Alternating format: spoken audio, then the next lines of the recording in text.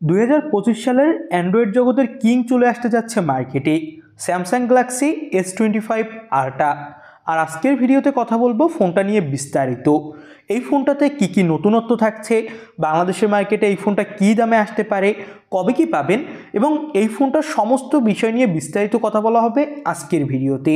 চলুন আর দেরি না করে আজকের মূল ভিডিও শুরু করি। শুরুতে আমরা কথা বলবো ফোনটার লুক এবং ডিজাইন দিয়ে। S25 আল্ট্রার সামনে দেওয়া হবে মিডল পাঁচল কাটিং ডিসপ্লে। ব্যাক সাইডের ডিজাইন আপনি দেখতেই পেলেন, তেমন একটা চেঞ্জেস আনা হয়নি এবং ডিসপ্লেতে চেন বেজেলস একদম নেই বললেই চলে। এবং এই ফোনটার চারটা আলাদা আলাদা কালার ভেরিয়েন্ট আপনি মার্কেটে অ্যাভেলেবেল পাবেন। এবং S24 সাথে যদি আপনি তুলনা করেন তাহলে S25 আল্ট্রাতে ডিজাইনে তেমন কোনো চেঞ্জেস আনা হয়নি, শুধু এর শেপে চেঞ্জেস আনা হয়েছে। অনেকটা বক্সি টাইপের ডিজাইন করা হয়েছে, তবে কর্নারগুলো আগের থেকে কার্ভ করা হয়েছে, যার ফলে যেটা হবে সেটা হলো এই ফোনটা আপনি হাতে নিলে S24 আল্ট্রার থেকে আরও বেশি ভালো হ্যান্ডসন ফিল পাবেন। ডিসপ্লেতে তেমন কোনো চেঞ্জেস আনা হয়নি, শুধু কর্নিং গরিলা গ্লাসে চেঞ্জেস পাবেন এবং ডিসপ্লের চেন বেজেলস S24 আল্ট্রার থেকে আরও বেশি কম রাখা হয়েছে। ডিসপ্লের সাইজ হবে 6.8 ইঞ্চি মাপের, যেটা হবে 2K LTPO অ্যামোলেড প্যানেল এবং এর রিফ্রেশ রেট দেওয়া হবে 120 হার্টজ। আর এটা HDR10+ সাপোর্টেড একটা ডিসপ্লে হতে যাচ্ছে। ডিসপ্লের ব্রাইটনেস নিয়ে কোনো ধরনের চিন্তা করতে হবে না, ডিসপ্লের ব্রাইটনেস হবে একদম টপ লেভেলের। তো ওভারঅল বললে ফোনটার ডিসপ্লে কোয়ালিটিও এক কথায় জোস। এবার ফোনটার ক্যামেরা সেকশন নিয়ে আমরা কথা বলবো।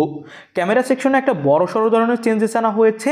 20 মেগাপিক্সেলের আল্ট্রা ওয়াইডের পরিবর্তে 50 মেগাপিক্সেলের আল্ট্রা ওয়াইড দেওয়া হবে। তাছাড়া বাদবাকি সব ঠিক রাখা হয়েছে। 200 মেগাপিক্সেলের প্রাইমারি ক্যামেরা এবং 50 মেগাপিক্সেলের পেরিস্কোপ টেলিফোটো লেন্স দেওয়া হবে এই ফোনটাতেই। ফোনটার সামনে থাকবে 12 মেগাপিক্সেলের সেলফি ক্যামেরা, যেটা দিয়ে আপনি 4K-তে ভিডিও রেকর্ড করতে পারবেন।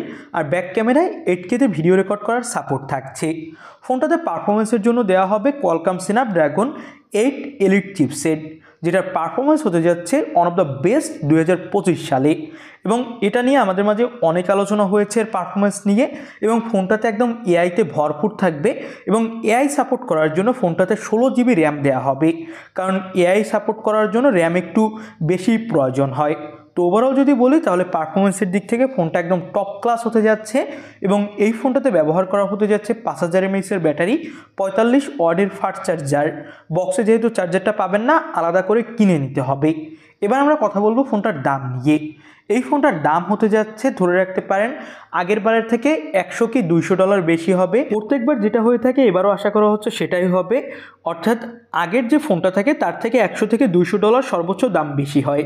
তো এই হিসেবে ফোনটার দাম আপনি ধরে নিতে পারেন কত হবে। তো রিলিজ হওয়ার আগে যতটুকু যা দেখা গেল যে এই ফোনটার ক্যামেরা সেকশন বাদে আর কোনো সেকশনই S24 আল্ট্রা থেকে তেমন অনেক বেশি ইমপ্রুভ করা হয়নি, জাস্ট ক্যামেরা সেকশন অনেক বেশি ইমপ্রুভ করা হয়েছে। এখন বাদবাকি দেখা যাক যে রিলিজ হওয়ার পর ফোনটা কতটা বেশি জোস হয়। আপনাদের কাছে ফোনটা কেমন লাগলো সেটা কমেন্ট বক্সে জানাবেন। আজকের মতো ভিডিও এখানেই শেষ করছি, নতুন কোনো ভিডিওতে কথা হবে। আল্লাহ হাফেজ।